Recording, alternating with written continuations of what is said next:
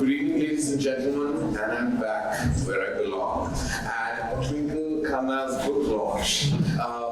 What do I say about Twinkle? I mean, there's so much I have to say. I don't know why I'm calling her Twinkle, because there is an unusual fact that her real name is Twinkle, but her pet name is Khanna. We won't go there, because Twinkle is invariably the pet name that people go by, all the ones that exist in this world. I love her. I've known her ever since I can remember. She's an actor, though she claims she's not. She is gorgeous, though she claims she's not. Though I did walk into a room where she was blow drying her hair and touching up her makeup, and I told her to kind of down the rouge a bit, but she got carried away. It's her book launch, it's her day, why not? She is the most read columnist, which is so fantastic. She's the highest selling female author in this country, and that is no mean feat.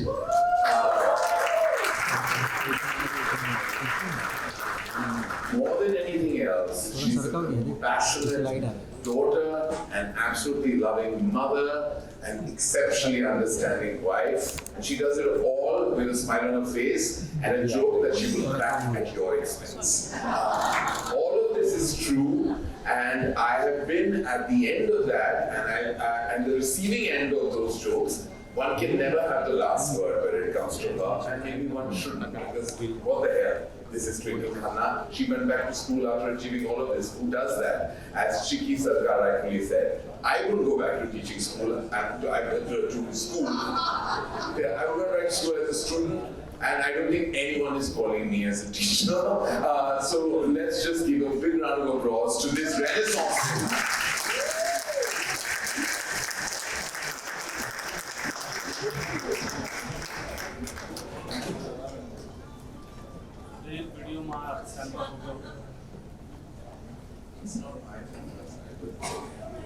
Some sacrifices are worth it, Shabana, you understand. Yes. So there's a reason why you are at every book launch. You're my lucky man. I've almost now become superstitious about it. And I was telling my mom that it's like Ganpati. Every book launch, I put you on this dice, and then I do your research in the next scene. And I think when Vidya and I were sitting backstage, I also said that if you pop it, I won't have your picture at my 12th or 15th book launch, because that's the one thing that I have in you. Just make sure you're wearing the right clothes when that happens, because you will be judged. Oh my God. And make sure it doesn't look like the deep decor fabric couch. I've just done some endorsements. 1 second, Simone is here. She's taking grave offense at this deep decor fabric. I'm actually promoting it. I've even done it on my show. But listen, it's an absolute pleasure and honor to interview you, because you know, I mean, I have to say these things. It's your launch. I have to be nice to you. Conversations with you are like welcome to paradise anyway. You don't know if you're in hell or you're in heaven, and you just... That's pretty much sounds like most people's marriages. That's also true. But welcome to paradise is now touted to be a juggernaut success.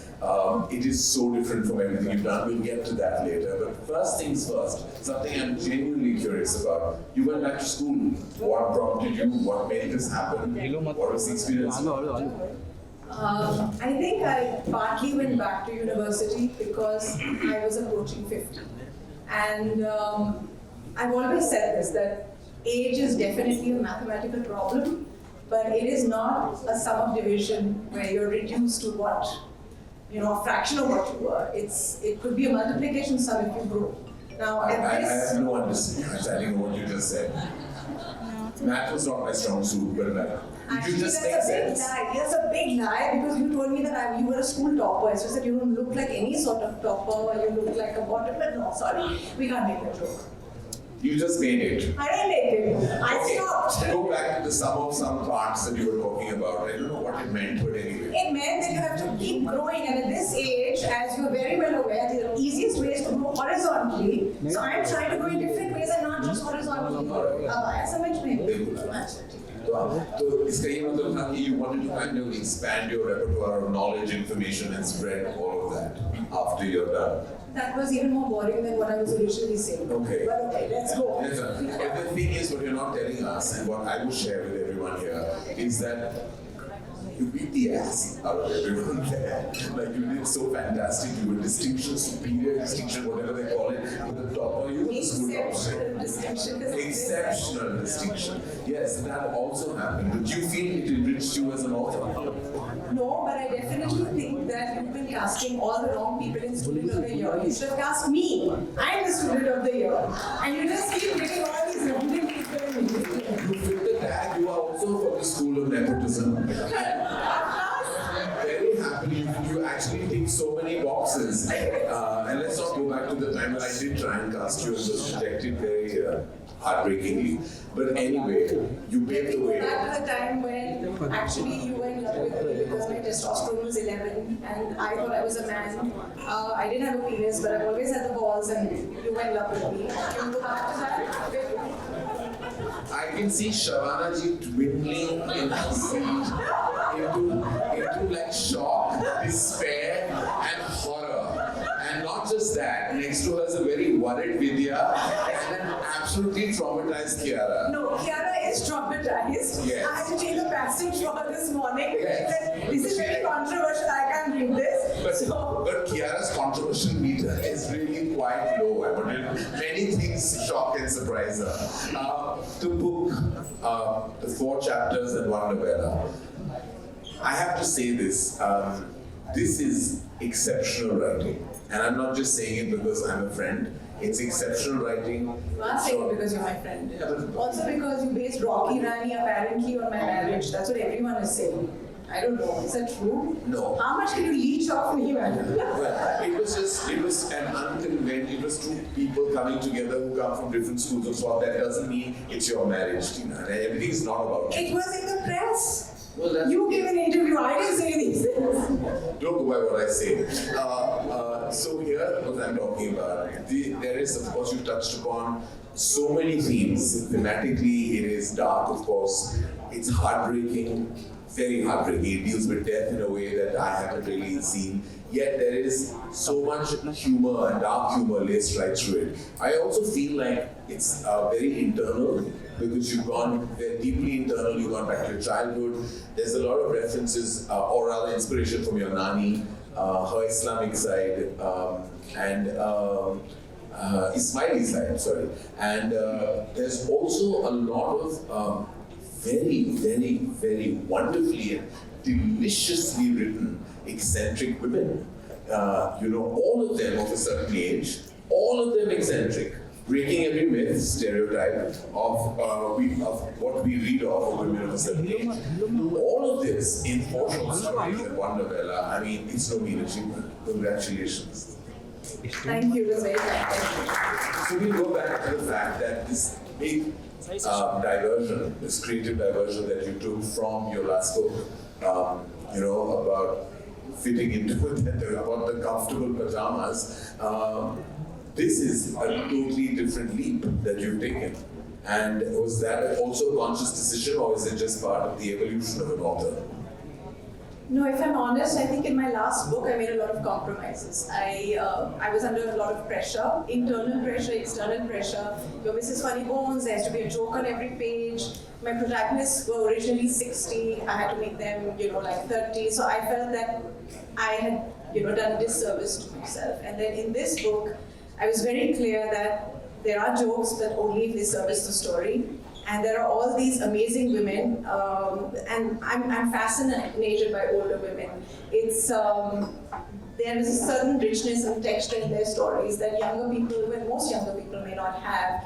But the way that the world looks at them, it's like the minute you start putting on a hearing aid, everybody else around you becomes deaf because that's the way it is. Nobody really wants to hear older people.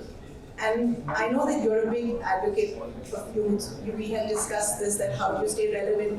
No, really, don't make that face. I'm not saying anything bad. You said it was by immersing yourself, amongst young people, which is why you love, Shania and Anaya and Kiara and Alia, which is great. Ananya. Okay, Ananya also.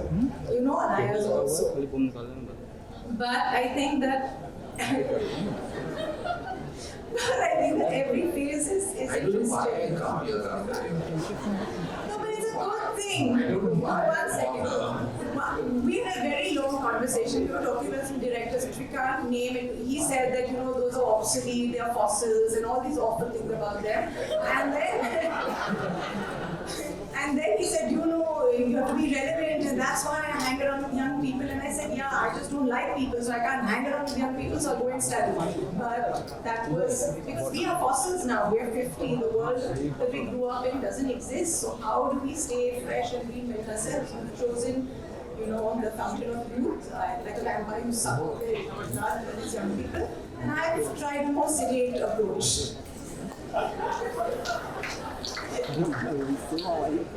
So basically what we deduced from this is that in conversation is a wannabe young mind, and I'm talking to a prolific evolved mind. Basically that is what our deduction is from this particular answer, and I'm very grateful that I've been invited to kind of ask you questions, and I'll go back with an exceptionally low self-esteem tonight. But that's fine. I've combated trolls. You're nothing. I'm nothing. Yeah. And I love you. And this is all coming from how much I love you. But I before, love everything about you. I love the Gucci suit. and you love the sound of your own voice. No, One but second. I love you. I want to kind of special mention to Jaguda. I hope he's in the room here. Jaguda, we love you. We always have and always will.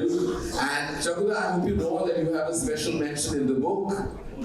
Yes, and there's a beautiful mention in one of the short stories, and we just wanted to say that to you with all our love and all our heart. Give all your love to Jackie Shroff, ladies and gentlemen.